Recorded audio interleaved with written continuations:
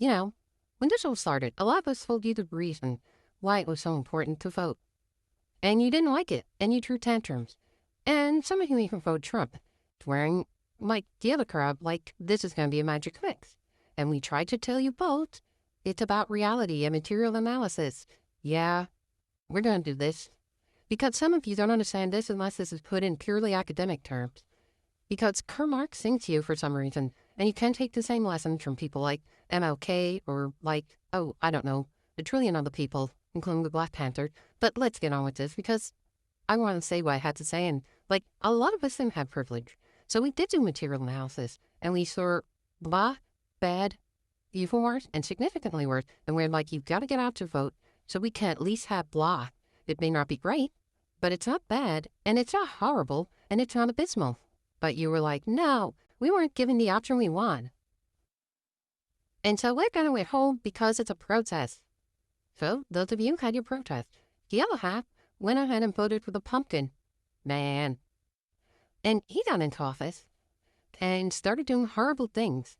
And then out of the half that you that voted for him, a lot of you began to realize, like, oh, yeah, he's awful. But we told you that. And you just like, nah, I feel he's the greatest thing since sliced bread. And what happened? You went with your feelings. What happened? Right. Okay. So, the ex-MAGA, get into one lane.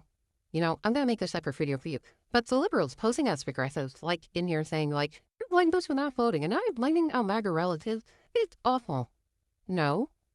You not taking time to, like, hone in your material analysis of the situation, you know, read the room, and then actually act in good conscience is what's awful. The fact that it put us in this situation is awful. Will we get over it? Eventually. Will we recover? Again, eventually. But the work's going to be a lot harder. And meanwhile, a lot of people who had far less privilege and far less going for them than a lot of you are going to suffer a great deal now because of it. So I hope you're happy for that. I told you. I made it clear in my videos.